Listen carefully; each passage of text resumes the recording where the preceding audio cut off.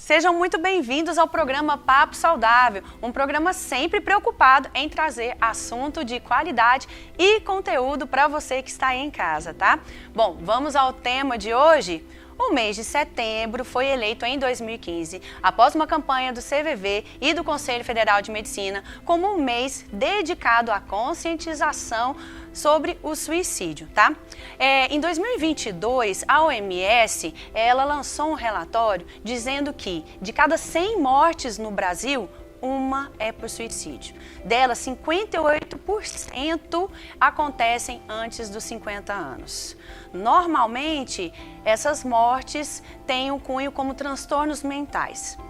E a depressão e a ansiedade, nesse período agora de pandemia, no nosso primeiro ano de pandemia, aumentou 25%.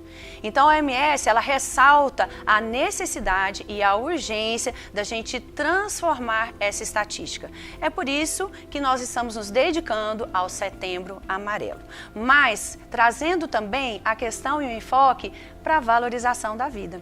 É por isso que nós trouxemos uma convidada hoje muito especial aqui para vocês, Cíntia Arruda. Ela é coordenadora da mediunidade da Casa FEEGO e facilitadora nos ensinos também de mediunidade. Cíntia Arruda, seja muito bem-vinda ao nosso Papo Saudável. Boa tarde a todos vocês, obrigada aqui pelo convite, Rogério, Eudécio, é um prazer estar aqui com vocês. Cíntia, seja bem-vinda. A sua energia, ela já contamina a gente sente uma paz só de estar por perto e vocês vão entender por que isso rapidinho. Cíntia, explica pra gente, pra quem tá em casa, né? Fala um pouco da sua vida, como você chegou na Casa FEEGO e como que é coordenar a Casa FEEGO.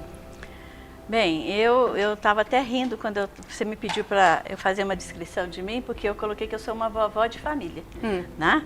Eu já fui mãe de família, como você é hoje, mas agora minha ocupação preferida é ser vovó. Eu tenho 3 netinhos que eu amo muito. Mas eu morei quase 40 anos em Brasília. Desses 40 anos, 38 anos e pouco, 34 foram dedicados ao movimento espírita. Então, desde a minha juventude mesmo, a minha adolescência, que eu milito dentro da doutrina espírita. Ah? Você é de um lar espírita? Seus pais eram espíritas? São espíritas? Meu pai não. O meu pai, ele foi seminarista e antes de fazer os votos, né, para ser padre, ele saiu do seminário, fez concurso, foi transferido para uma cidade onde a minha mãe morava, conheceu, a minha mãe casou e a minha mãe nasceu dentro de um berço espírita. O meu bisavô, avô da minha mãe, fundou um centro espírita no interior da Bahia. Inclusive o meu bisavô, João Gomes, ele era compadre do Aristides Espínola, que foi um dos presidentes da Federação Espírita Brasileira. Né? Então eu passei a minha infância dentro dessa cidade, porque eu ia muito para a casa da minha avó no interior da Bahia. Eu ia para o centro espírita, eu ajudava a minha avó a limpar, eu não sabia onde que eu estava passeando. E aí depois, na adolescência, quando a mediunidade surgiu mesmo, lá nesse centro, aí eu comecei a ter contato com a doutrina espírita. Então foi assim, foi uma explosão de novidades para mim, mas parecia que eu estava voltando para o lugar de onde eu vim. Para mim não tinha uma novidade assim, que nunca ninguém houvesse me falado. Eu nunca tinha tido contato com a doutrina espírita. A não ser nos lugares, mas eu me senti em casa.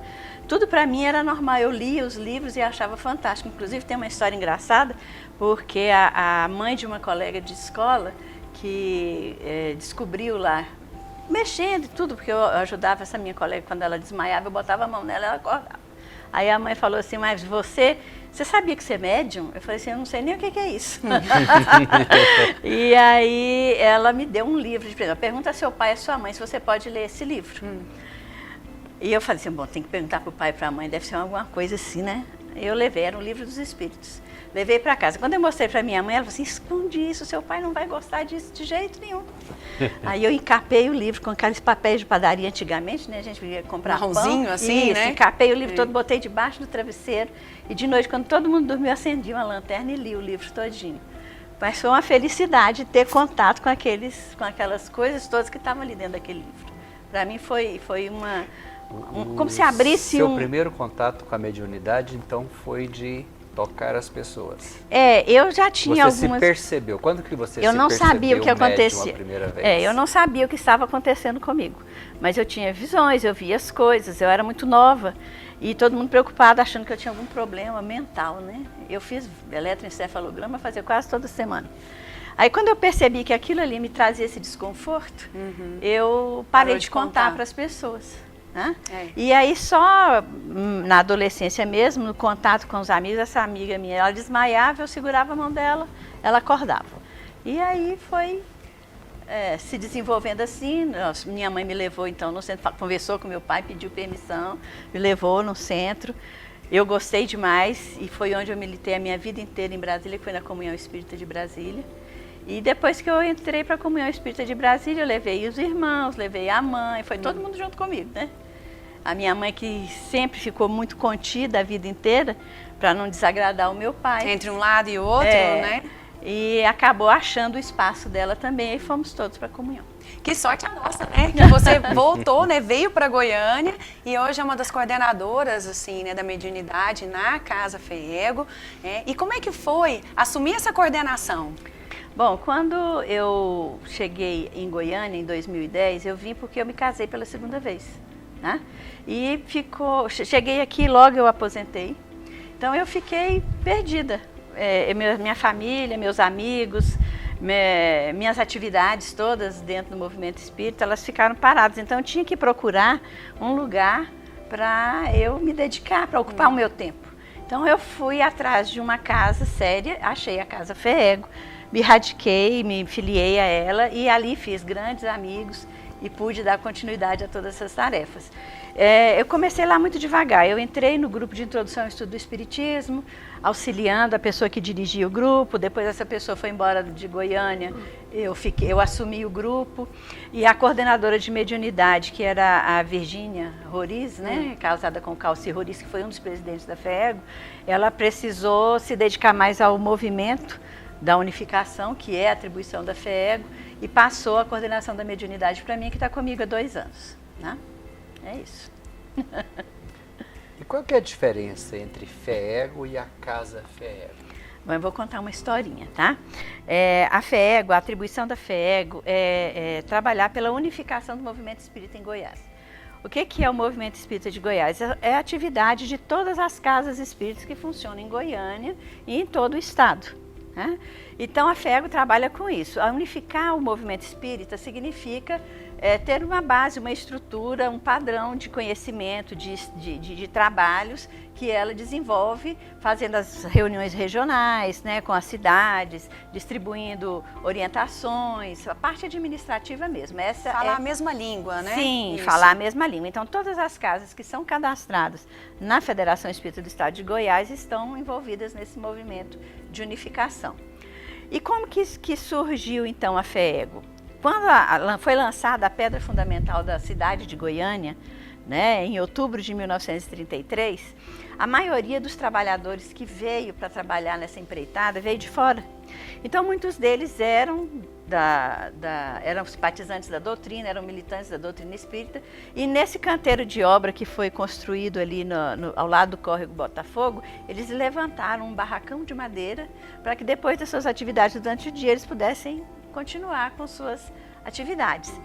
E o doutor Alcenor Cupertino, na época, era o superintendente das obras e ficou penalizado de ver a condição precária que eles tinham ali, nem luz direito eles tinham para trabalhar. Então ele destinou um terreno na Rua 3, que existe até hoje lá, ele é ocupado por é alugado, né, é ocupado por outra instituição, mas ele existe, está lá até hoje, é patrimônio da FEEGO, mas foi ali que nasceu, em maio de 1938, o primeiro Centro Espírita de Goiânia, o Centro Espírita Estudantes do Evangelho. né?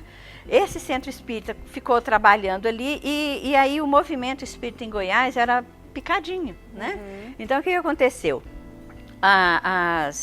Os presidentes das casas do estado de Goiás, o presidente do Estudantes do Evangelho, eles resolveram se reunir e fazer como uma federação, fizeram uma união espírita, chamada União Espírita de Goiás, em 1950. Para ali também eles centralizarem as ações e poder distribuir melhor as atividades. E em 1950, recém-formada essa União Espírita, recebeu todo o patrimônio que foi formado, material, do Centro Espírita Estudantes do Evangelho, que se extinguiu ali e passou a funcionar dentro das instalações da União Espírita. Essa União Espírita, em 1972, depois do Pacto Áureo, né, que foi feito pela Federação Espírita Brasileira, ela passou a se chamar Federação Espírita do Estado de Goiás. Que é a FEEGO. Que é a FEEGO.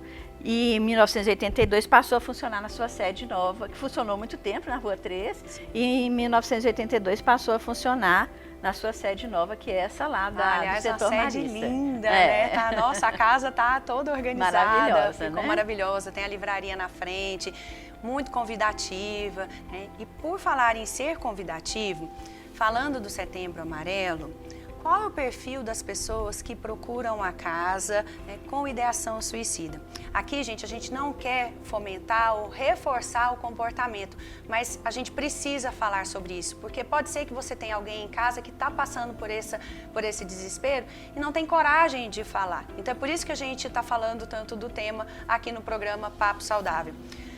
Qual que é o perfil dessas pessoas? Ideologia de gênero, transtornos mentais como, por exemplo, depressão, ansiedade. Existe tudo isso. Nós temos um trabalho... Vício também, né? Que é muito importante falar sobre isso. Nós temos um trabalho ali, lembrando bem que as atribuições do centro que funciona dentro da FEEGO, que é a Casa FEEGO, não se mistura com as atribuições da FEEGO, são duas coisas distintas. Era o antigo Centro Estudantes do Evangelho que veio funcionar dentro da FEEGO. Então são atribuições distintas, a gente só utiliza o espaço, tá? Então lá nós temos todas as atividades próprias de um centro espírita, atendimento fraterno, estudos, mediunidade, família, evangelização, mocidade, promoção social, nós fazemos tudo isso. Agora, no atendimento fraterno, que é a porta de entrada da Casa FEEGO, chegam pessoas de todas as formas. São de todas as idades também, com transtornos de gênero, com problemas familiares, com traumas de abusos de todas as formas, né? Abusos emocionais, sexuais, de todas essas formas. Pessoas que estão vinculadas a viciações por drogas, alcoolismo. Então, todas elas chegam ali.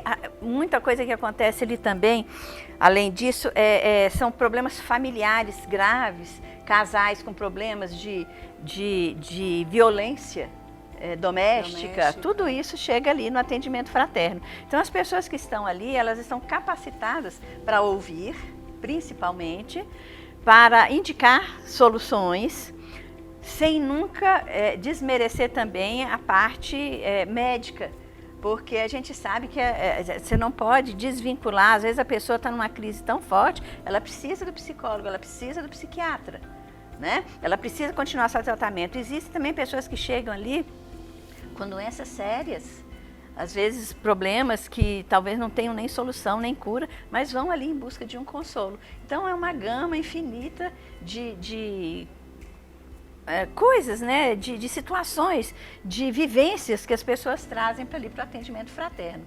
E na pandemia, nós fizemos o atendimento fraterno virtual, que foi um sucesso. A gente passou a atender muito mais gente do que quando a gente atendia presencialmente. Atender dentro do estado de Goiás, fora do estado de Goiás e até fora do Brasil. E até hoje permanecemos, voltamos presencialmente, mas permanecemos ainda atendendo virtualmente. Eu deixei alguns endereços aí, links com vocês, inclusive do formulário que pode ser preenchido para quem não quiser ir lá, ser atendido virtualmente.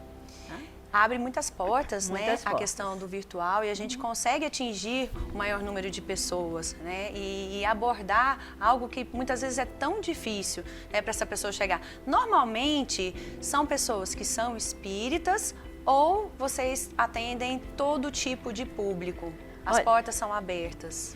O que é um centro espírita? O centro espírita é uma casa de oração. Você vai para lá para fazer a sua conexão com Deus. É uma escola, porque a gente vai para lá também aprender sobre a vida, para se aprofundar nesse conhecimento. É um hospital, porque as pessoas que estão adoecidas emocionalmente, espiritualmente e muitas vezes fisicamente vão lá em busca também desse socorro. E não é o que está adoecido fisicamente, ele não vai lá em busca de um médico ou de um remédio, ele vai lá em busca de algo que o fortaleça para que ele possa passar pelas dificuldades que está vivendo, né? E como o lema de toda casa espírita é fora da caridade não há salvação, nós não poderíamos fechar as nossas portas para quem quer que fosse. Então, não importa o credo religioso, a etnia, a condição social, todas as pessoas são aceitas ali e recebidas com muito acolhimento, com muito carinho, né? Eu não conheço. Se eu tenho um problema e eu quero receber ajuda, o que eu devo fazer? Bom, se você... Os primeiros passos. Os primeiros passos. Você vai se dirigir à casa nos horários determinados lá que nós temos para o atendimento fraterno, que é de segunda a sexta-feira, todo na parte da manhã, de segunda a quinta na parte da tarde. Agenda-se um horário? Não, você pode chegar, sempre vai ter alguém lá para lhe atender. Certo. Tá? O horário é agendado, se a gente pode dizer assim, no atendimento virtual, porque você preenche o formulário e alguém vai ligar para você, para conversar com você. Tá? E essa conversa, ela não necessariamente ela vai ter uma conotação religiosa. Porque o atendente do atendimento fraterno, ele tem que saber ouvir, é como o atendente do CVV. O CVV, o que ele faz? Ele atende as pessoas com ideações suicidas, né? E não tem conotação religiosa, apesar de nós termos um atendimento dentro de uma casa espírita, que é a Casa FEEGO. Se a pessoa lhe dá abertura, nós vamos falar também da doutrina espírita. Mas nós vamos falar e indicar para a pessoa caminhos que elas possam reaver o seu equilíbrio, buscar a sua energia, buscar a sua ligação, né, aquela reconexão que ela precisa com a sua essência divina. E nós vamos encontrar isso aonde? Nos tratamentos espirituais, nos estudos, né? Você conhece bem os estudos da Casa FEEGO, sabe que eles são profundos, que eles têm uma sequência para que a pessoa vá devagarzinho tomando conhecimento do que é a doutrina espírita em si mesma, tá? Nós indicamos as pessoas ali para as palestras públicas, porque um tratamento espiritual, passes, ouvir no atendimento fraterno é um primeiro passo, tá? Você precisa fazer uma manutenção. Como é que você faz a manutenção? Ouvindo aquilo, estudando, lendo, participando de atividades sociais, porque é muito importante você preencher o seu tempo. Uma pessoa que desistiu da vida, e isso é muito sério, porque a gente tem um instinto de conservação muito forte, é isso que mantém a nossa vida. Então a pessoa, quando chega a desistir da vida, ela não tem mais aquele instinto de preservação. Ela está pronta para tudo. Então, ela passar a aprender a cuidar de algo ou de alguém faz com que ela se reconecte também com a sua utilidade no mundo. Ela é importante, ela tem um propósito, né? Aquele vazio existencial começa a diminuir. Ela começa a ver a necessidade alheia. Então, enquanto você cuida de alguém, Deus está cuidando de você, com certeza, né? E é muito bom a gente desmistificar aqui também a questão do centro espírita, porque as pessoas têm muita curiosidade e se fala muito no entorno, mas às vezes não chegam a dar o primeiro passo de conhecer. Então vá, a Casa FEEGO está sempre aberta, os horários que a Cíntia passou aqui pra gente, nós vamos disponibilizar para vocês. Tem as reuniões públicas que são incríveis para vocês conhecerem. É uma casa de muito trabalho e lá sempre tem muito trabalho. Agora, as pessoas que trabalham, né, com essas pessoas que chegam, essa grande demanda, como é que elas se preparam? O atendimento fraterno. Como é que essa pessoa é escolhida para fazer o atendimento fraterno a outro e como é que ela é preparada pelo Centro Espírita, pela Casa FEEGO, para poder auxiliar o irmão que chega? A pessoa que chega ali e quer trabalhar, não vai faltar serviço. É uma casa de muito trabalho. Né? Então, você vai se ocupar o tempo inteiro e se você não tiver cuidado, você passa a morar lá dentro. Porque você quer fazer tudo que ele disponibiliza. Mas é tratado com muita seriedade essa questão de como você vai receber as pessoas. O atendimento fraterno, ele tem cursos cursos que as pessoas passam por aqueles cursos para saber como receber, como atender, o que falar, como abordar, saber quando só ouvir, entendeu? Porque tem que ser realmente um acolhimento que valorize a pessoa que está chegando ali. Os outros cursos que a casa oferece, de introdução ao estudo do espiritismo, o estudo sistematizado da doutrina, o estudo avançado da doutrina, o estudo das obras espíritas, tá? Tudo isso também faz parte da formação. Prepara a pessoa. Prepara a pessoa. Não necessariamente a pessoa que vai fazer um atendimento fraterno precisa já ter passado por todos esses cursos. Se nós formos fazer esse tipo de especificação, nós vamos perder trabalhador. Porque a pessoa chega querendo trabalhar, ela tem algum conhecimento, ela vai fazer o curso de aprofundamento daquele conhecimento, mas ela vai fazer o curso de atendimento fraterno também. Aí ela pode dar continuidade aos seus estudos, à sua preparação, mas já está pronta, pelo menos na parte em que se destaca ali, que é o amor ao semelhante, ela já está preparada para fazer. E esses cursos são manuais. Tá? E é interessante, sabe, Odécia, que, por exemplo, eu estou no final do EJA, depois tem o EAD, né? E eu lembro, assim, eu tinha 1 ano de curso, aí eu virei, na época, pro Bruno, que eu era da turma do Bruno, e falei assim, Bruno, mas não sei, parece que assim, eu queria aprender mais, assim, né, eu tenho trabalho, é tudo muito corrido. Aí ele falou assim, mas presta atenção, tudo que você escuta aqui, no seu dia a dia, né, a gente tem uma prova. É a mesma coisa na escola. Então a gente aprende na escola, né, e depois você tem que colocar aquilo que você aprendeu em prática.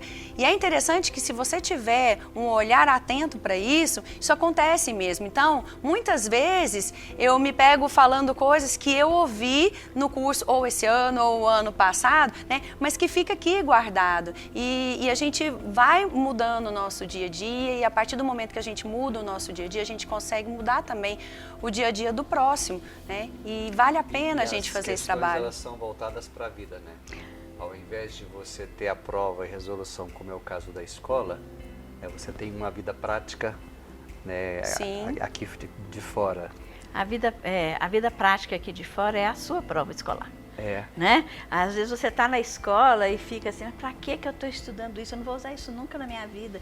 Uma pessoa que vai estudar medicina, que faz matemática, cálculo 1, cálculo 2, cálculo 3, para que eu vou estudar matemática? Um dia ela vai precisar daquilo, ela vai precisar fazer uma conta, fazer uma dosagem do remédio, ela vai usar aquilo. E Deus se manifesta às criaturas através das próprias criaturas. Então, tudo que você adquire de bagagem, seja em qualquer situação que você estiver, em algum momento aquilo vai ser útil. São aquelas gavetinhas que a gente vai guardando, né, no nosso consciente e no subconsciente, que vai ser utilizado em algum momento para que você possa ser útil ao seu próximo, ao seu semelhante. Eu sou química de formação acadêmica e eu tenho o meu grande mestre Lavoisier que diz que na natureza nada se perde, tudo se transforma. Então, a gente pode usar isso em relação a tudo que a gente vivencia, o bom e o menos bom também, tá? Porque a situação difícil, a prova, o desafio, eles nos ensinam a ser fortes, eles nos ensinam a enfrentar as dificuldades, eles nos ensinam o que é bom, para que você saia do ruim para vir para o bom. Qual é o maior desafio que a Casa Fego enfrenta hoje? A Casa Fego hoje está enfrentando um grande desafio de espaço. Tá? Nós voltamos presencialmente e nosso espaço lá, tanto que os estudos nem voltaram para o formato presencial, porque a quantidade de alunos que foram captados durante a pandemia pela facilidade do processo virtual, ele dobrou de quantidade. Nós não temos salas suficientes para abrigar todo mundo. Então, nós voltamos com aquilo que foi possível, que foram os grupos mediúnicos, que foram os atendimentos, do atendimento fraterno, a promoção social. Aliás, o que voltou primeiro foi a promoção social. E diga-se de passagem, nenhuma casa da estrutura da Casa Fego se mantém se não tiver um trabalho de promoção social. Porque o que mantém a vida da gente é a caridade. Caridade é amor em ação. Então, se você não tem essa energia circulando dentro da estrutura, nada mais vai dar certo. Tá? Então, esses desafios de espaço, nós temos desafios de voluntários para trabalhar, a gente precisa muito, né? Pessoas que se aproximem lá, que cheguem para poder trabalhar, porque trabalho está sobrando. Tá? Não falta, né? Não, de jeito nenhum. Tá bom? Ai. uma simpatia ter você aqui com a gente, viu, Cíntia? Obrigada, Espero Rogéria. que você tenha gostado, espero que vocês tenham gostado em casa também. A gente quis trazer uma visão espiritualizada para vocês, falar sobre valorização da vida, falar sobre trabalho, né? Falar sobre amor ao próximo. E quando a gente tem amor ao próximo, né, a gente consegue muitas vezes passar por dificuldade, pelas adversidades que a gente tem que enfrentar ao longo aí da nossa vida, viu? A Cíntia hoje, ela vai nos dar a honra de encerrar o nosso programa, o Papo Saudável. Então, depois do próximo convidado, ela volta com a gente e ela vai encerrar o programa pra gente, tá? Muito obrigada pela sua presença aqui. Obrigada, Eudécia. Foi um grande prazer. Obrigado. Foi um prazer muito grande, tá? Aguardem, já já voltaremos com os nossos próximos convidados.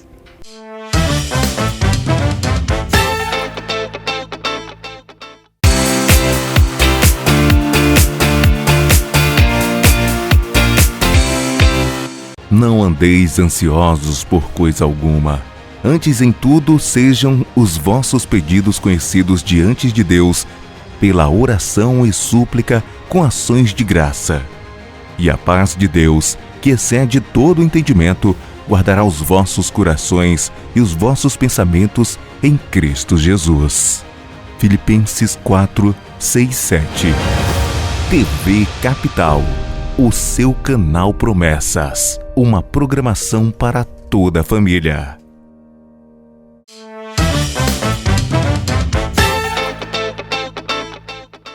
Estamos de volta falando sobre o Setembro Amarelo. Agora trouxemos para vocês uma psicopedagoga, a Núbia Nascimento, e também uma psicóloga, que é a Raquel Dourado, para falar sobre o assunto. Muito obrigada, viu, por vocês, né, atenderem o nosso pedido aqui no Papo Saudável, para a gente esclarecer um tema que é tão difícil a gente falar para as pessoas de casa. Sejam muito bem-vindas, viu?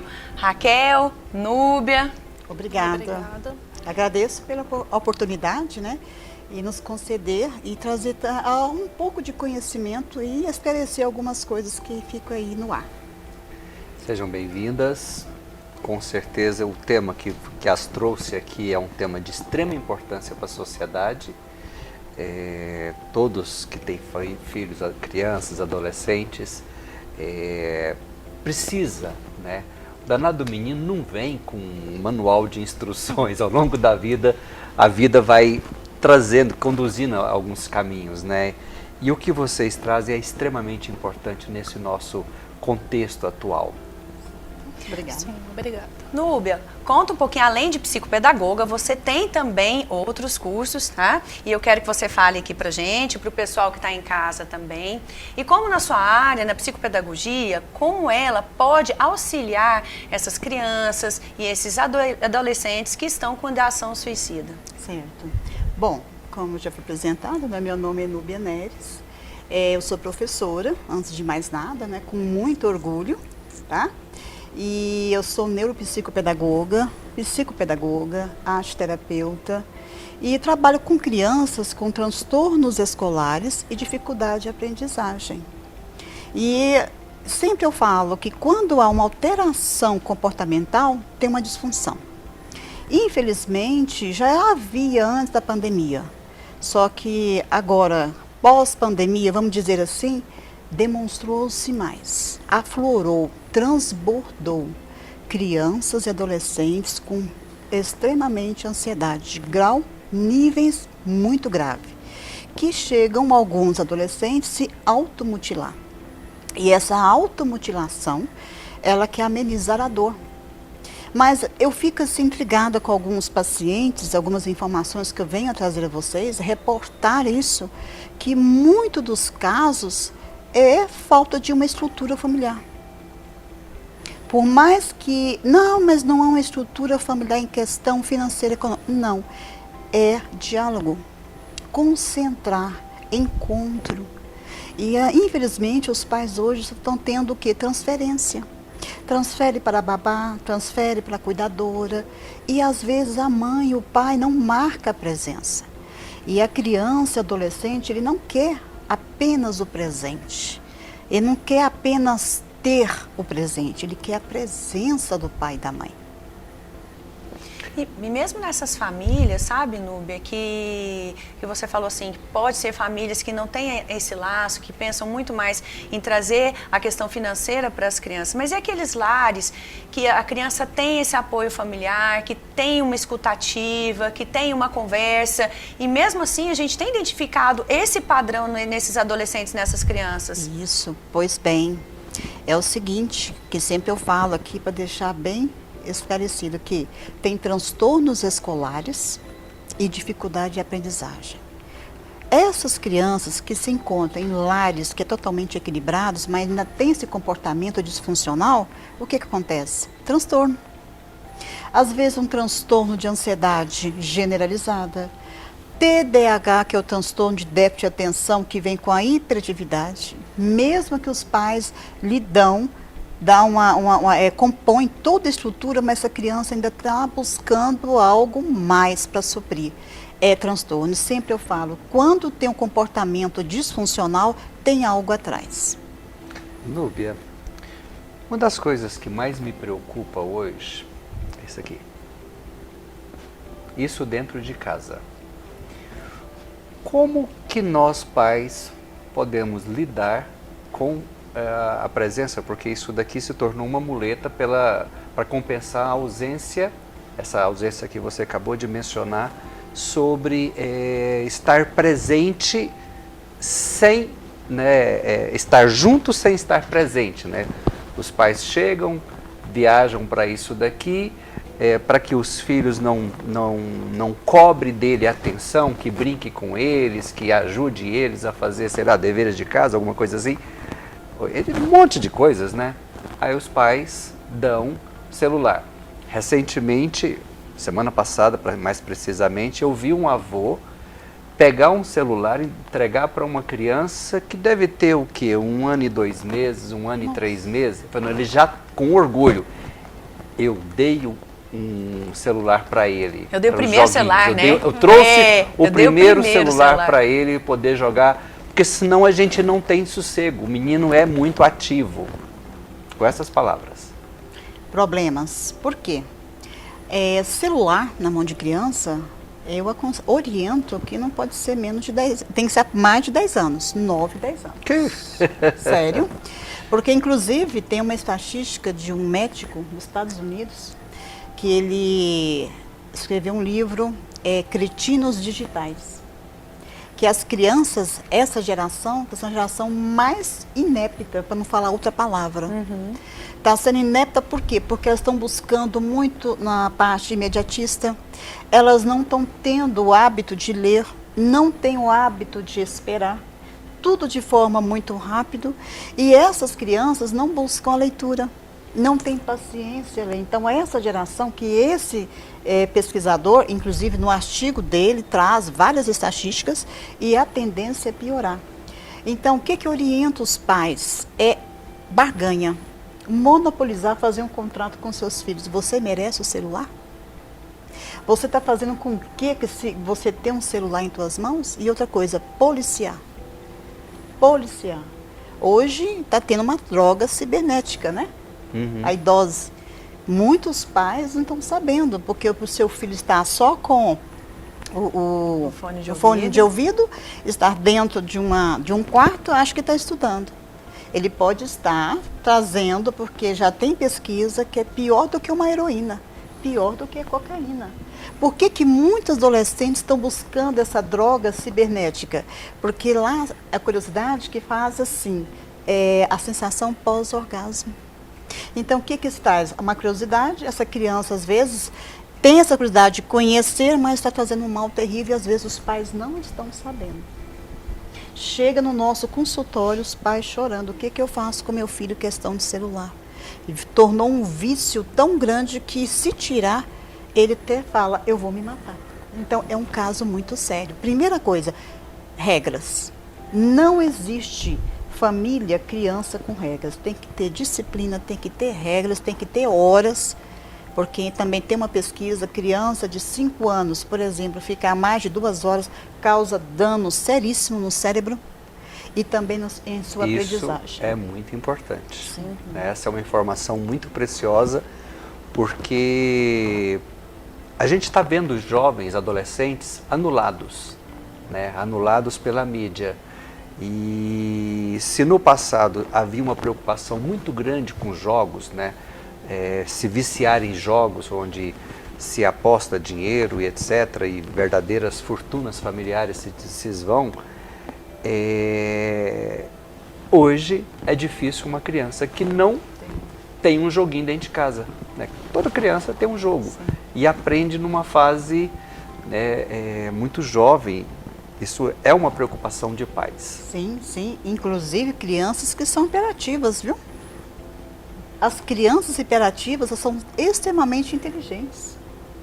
Sempre eu falo que no meu consultório, quando a mãe chega com laudo, autismo, com TDAH, TDA, eu falo, olha, isso aqui não é sentença de impotência. Cada um tem a sua forma de aprender. Uhum. E essa forma de aprender, os hiperativos, são extremamente que reviram esse aparelho aí, reviram e faz de forma que de exatidão. Só que uma coisa, o que acontece no cérebro? O cérebro deles fica tão automatizado e isso aumenta mais a sua inquietude, a sua ansiedade. É muito sério. Essa questão é muito importante, a gente está trazendo para vocês aqui de casa, né? E para nós também que somos pais, né? Raquel, a questão do bullying versus o suicídio, como é que a psicologia tem tratado isso, né, com relação aos nossos adolescentes, que isso acontece demais, não só na fase, né, infantil, na primeira infância, mas também na adolescência? Sim, boa tarde, né? Sou psicóloga e psicoterapeuta, sou psicóloga clínica. E há tempos eu tenho convivido, né, com essa parte dos adolescentes, crianças suicidando. Então, assim, o bullying, por exemplo, no nosso tempo, né, não vamos falar a idade aqui, isso é uns 20 e tantos anos atrás, né? Há uns meses atrás. Há uns meses atrás. Nós tínhamos isso na escola, mas não era gerado, assim, para um lado tão particular da pessoa. Parece que a gente sabia lidar melhor com essa questão, lidar, né? Porque os nossos pais eram inteligentes. Nós tínhamos horário, regras, que ela falou, disciplina, tudo tinha um horário. Ah, vou pra rua, tal. Não, depois que fizer as atividades de casa, depois que vocês, né, tiver feito as tarefas de escola, vocês podem ir pra rua. E aquilo ali, nós crescemos naquelas regras, disciplina, os pais muito, né, próximo e ao mesmo tempo distante, porque a mãe sempre estava envolvida com os afazeres. E o que ocorre? Nós vivenciávamos a dor, as emoções. Então hoje a gente poupa os nossos filhos disso, né? Poupa sofrer demais. Não, tama, que tá tudo tadinho, muito precisa fácil, sofrer, né? Não precisa sofrer, a vida já faz sofrer. Não é assim que funciona. Né? Então, assim, quando a criança não gosta de estudar, incentivar. Meu filho, ó, depois de tal hora, ficou 1 hora no livro, 1 hora no celular? Não, 40 minutos. Vai ganhando, igual a doutora falou. Então, assim, nós precisamos parar e refletir sobre os nossos filhos, sobre as nossas crianças, porque tem filho que você chega numa casa, você nem vê a cara do menino. Onde que no nosso tempo fazia isso? Né? Os pais vai lá, cumprimenta quem chegou e nós, naturalmente, já chegava, nós íamos cumprimentar. Hoje não, você não vê o filho do fulano, não, tá lá no quarto, de repente o menino dorme por lá e você não viu a criança. Né? Então, assim, e aí vai para a escola, hora que chama de orelha de dumbo, que é horrível, né? Isso o pai não ensina em casa, não tem aquele tempo para estar conversando com a criança. Chega na escola, ele se sente o quê? Muito mal, inferior às outras crianças, não está preparada para aquilo. Não sabe lidar com aquela frustração. Não sabe né? lidar. Então, isso vai gerar o que nele? Frustração, inferioridade. E vai levar ele o quê? A suicídio. Eu vou me matar. Porque não está vivenciando dor, não está vivenciando tristeza. Hoje os pais nem no velório não querem levar a criança. E antigamente a gente ia e estava ali junto com o pai e mãe. Hoje não, meu filho não pode de medo sofrer. Mais tarde. Morria de medo depois, mas vivenciava até esse medo, que é gostoso, né? Porque a ansiedade, o excesso de ansiedade, essa é perigosa. Mas aquele medinho é para acionar o quê? O nosso sistema de defesa. Opa, peraí, você vai atravessar uma rua sem antes olhar os lados? Não, isso é uma preocupação, uma ansiedade que é natural, que é sadia. Mas se, por exemplo, eu começo já, amanhã tem uma conta, amanhã tem isso, amanhã tem aquilo, começo a vivenciar isso fora do dia, que é para ser vivenciado, aí gera um problema. Então, assim, o excesso de ansiedade vai gerar o estresse, que o estresse é aquele onde que a maioria das pessoas não tem ânimo, não tem energia e já fica, né, termina. O ambiente familiar está totalmente estruturado e às vezes é até uma família estruturada, mas não está sabendo lidar. Você não vê, hoje chamamos de filho do quarto. O menino só fica no quarto na internet. Não, né? E isso na época que a gente era criança, isso era o castigo, né? Nossa, minha mãe me colocava no quarto, eu queria morrer, entendeu? Eu falava assim, mãe, faz qualquer coisa, mas não me prende no quarto não, porque é uma prisão pra gente ficar dentro do quarto, né? Hoje a prisão é você mandar o menino tomar um sol, né? Andar de bicicleta, fazer alguma coisa ao ar livre. Conversar com os amigos, sair para falar com os amigos, fazer novos amigos. Conversar com os parentes, né? Igual você falou, chegar regras, e conversar com os parentes. E o que a doutora falou é importantíssimo. Eu, muitos anos, minha filha hoje mais velha tem 21 anos, e lá em casa era regra, celular a partir dos 10 anos. E assim, eu nem estudava muito sobre os problemas, né, que ia trazer para ela. E o segundo, mesmo tanto, 10 anos, foi ter o primeiro contato com o próprio celular. Pegava o meu, às vezes, só para olhar um vídeo, aí largava para lá. Mas assim, é muito sadio quando você começa a colocar essas regras e você vivencia a vida do seu filho, seja ela bom ou ruim, momento ruim, bom ou ruim, nós não podemos tirar deles, que eles têm que vivenciar. É do processo deles, É do processo deles e o nosso, né? Tem uma preocupação que a gente vê, que assim, deixa a criança fazer o que quer. Deixa a criança ficar envolvida com o telefone, porque ele gosta, é uma maneira de dar sossego, eu fico tranquilo. Aí, num dado momento, percebe que fez besteira, que a criança está completamente anulada, infelizmente são anulados digitalmente, e depois precisa de trabalhar, precisa de despertar para a vida, mas como é que eu vou tirar o celular dele agora? Ele só quer saber de ficar no celular. Como é que eu tiro, né? Primeiro deixa. Eu gostaria de perguntar para vocês, porque às vezes eles pensam assim, se eu tirar, né, o menino vai ficar, o menino, a menina, vai ficar tão para baixo que ele pode fazer suicídio. Porque o vício chega num nível tão alto que realmente preocupa em tirar depois que está completamente viciado, né? Como que, na condição de pais, quais os sinais que os pais podem ter de que passou da hora, como prevenir de que isso possa gerar, que essa criança, esse adolescente possa ter essa visão suicida, né? Como identificar isso? Quais os sinais assim que as crianças têm que a gente tem que ficar atento? Bom, primeira coisa, quando a criança se isola e não quer conversar com pai e mãe. Segundo, ele às vezes demonstra muitas doenças na escola e no meio que convive. Quantas crianças chegam e falam, estou com dor de cabeça, dor de barriga, estou com isso, com aquilo. Aí a gente lá na coordenação, às vezes, dá um remedinho, mas não é remédio, é água. Passou, não, passou, mentira. Tudo é psicológico. Então eu falo, todo o comportamento tem sintomas. E ali às vezes vai passando e o pai não vai observando. Né? Por exemplo, a menina, né, que de repente ela tenha essa ansiedade generalizada, ela vai ter um comportamento, um sono ruim, tá? Muitos alunos nossos, às vezes, quando tem problemas, dificuldade ou transtorno, a primeira coisa que a gente pergunta, como que é o sono da criança? Outra coisa que a gente orienta, se a criança estuda pela manhã, 6 horas, o máximo 10 horas tem que estar dormindo. Você mesmo sabe que o cérebro tem que descansar. Tem que reabilitar. O que acontece? Está acontecendo com os adolescentes. Fica até 3 horas da manhã, 4 horas no celular. Não tem como ser Aí vão para a escola dormindo, indispostos, revoltados, rebeldes e agressivos. Então, a primeira coisa, observa o comportamento. E por não dar conta de acompanhar os demais colegas, às vezes rola bullying, rola... Sim, aí vem a agressividade. Aí uma coisa vai desencadeando a outra, pode vir um transtorno de conduta, e assim se vai. Porque a gente tem que fazer a higiene do sono, né? Sim. Hoje, no mundo que a gente vive, não basta chegar às 10 horas e falar assim, pronto, agora desconecta tudo e vamos dormir. Porque o nosso cérebro, tanto para os adultos quanto para as crianças, ele está super estimulado o tempo inteiro.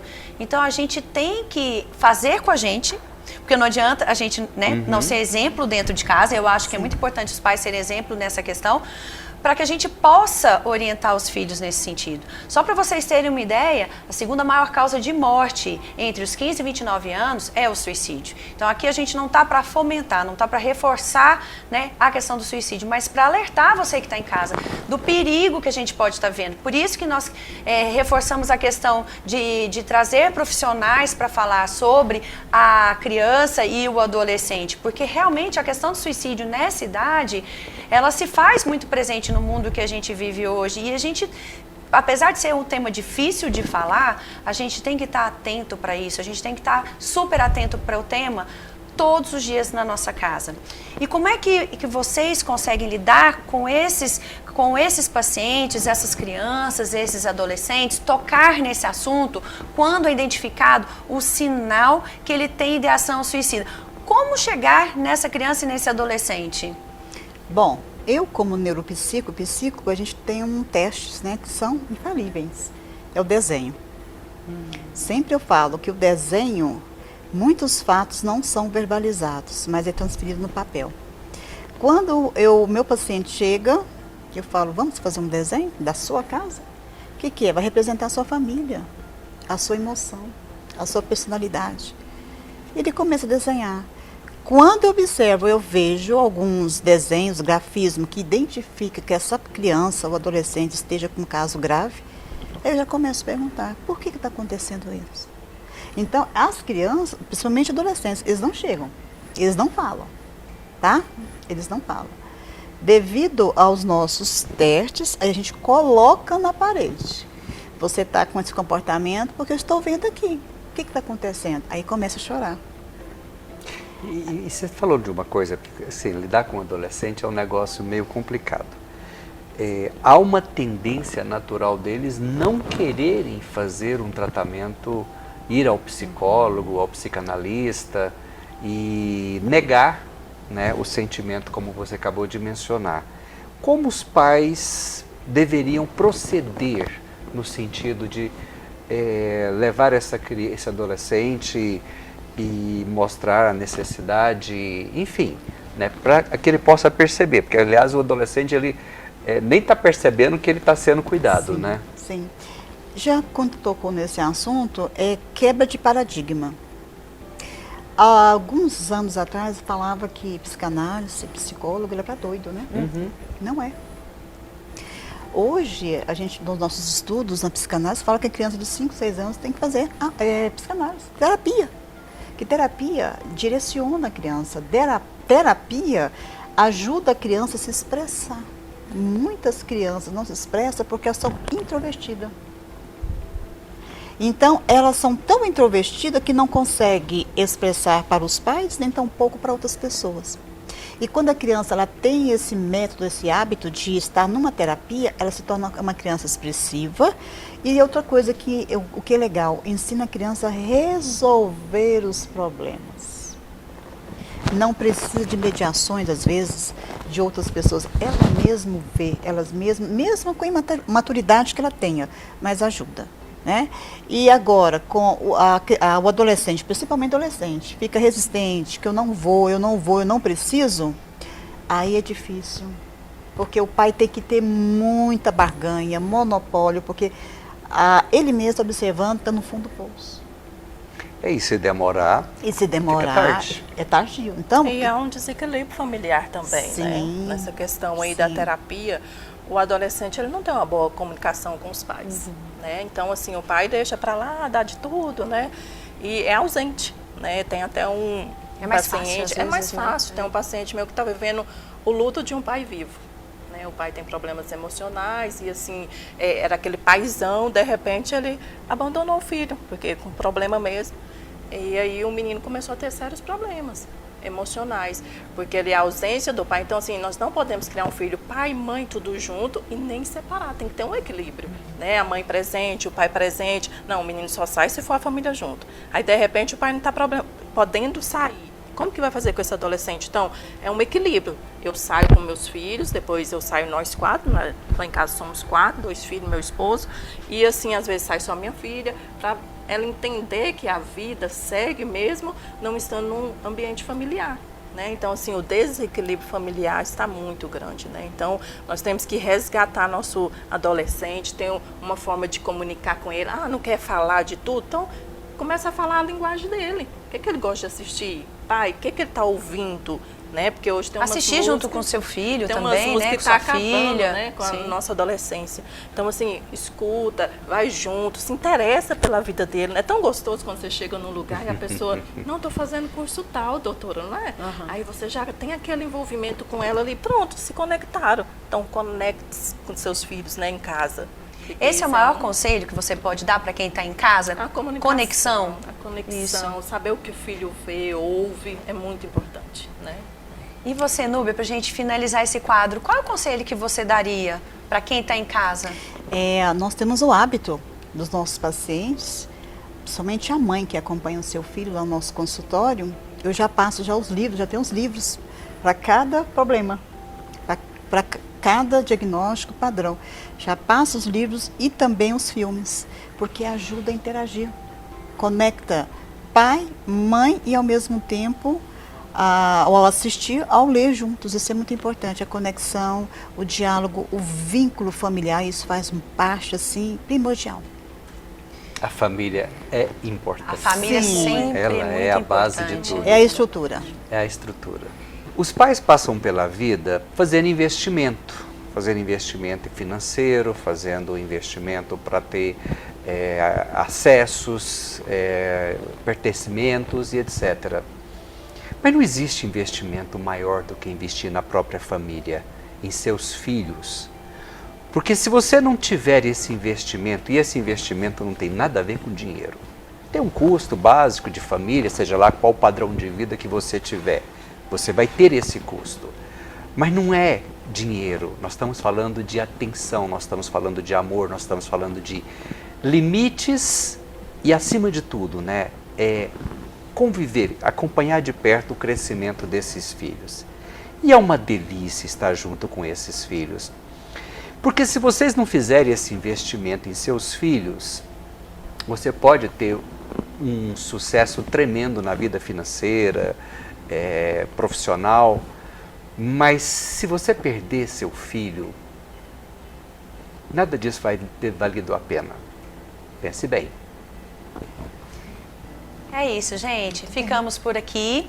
Agradeço muito a presença de vocês aqui, por compartilhar todo o conhecimento e ajudar todo mundo que está em casa. Tá? Esse foi o nosso programa Papo Saudável, dedicado ao Setembro Amarelo.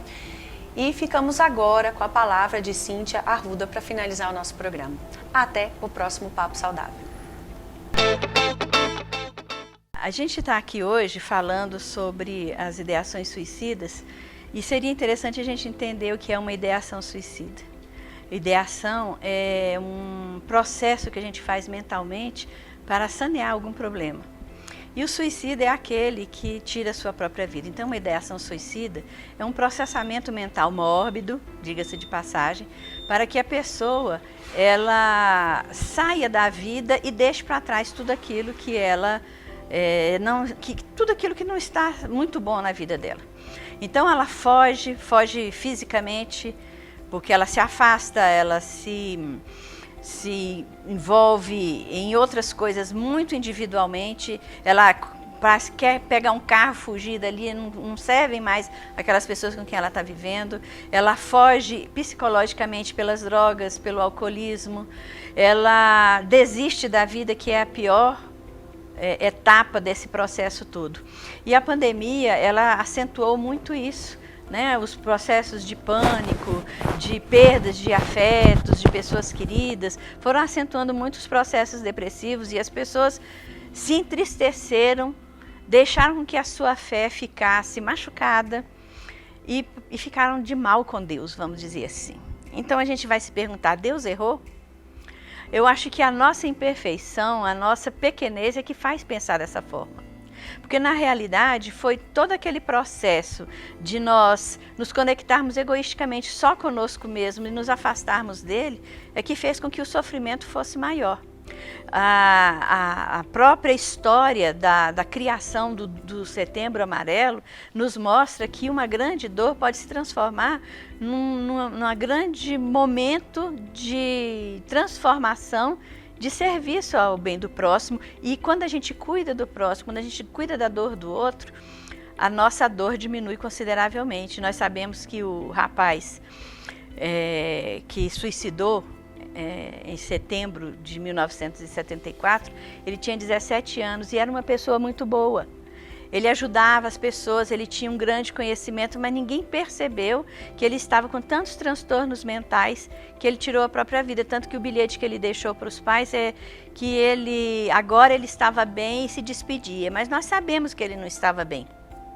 Para ele chegar àquele ponto de, sendo a pessoa que ele era, desistir, ele estava muito aflito com alguma coisa que ninguém conseguiu localizar. Então, nós temos que cuidar de prevenir desde a mais tenra idade, fazendo com que as crianças tenham essa percepção de Deus, sejam informadas da existência de Deus.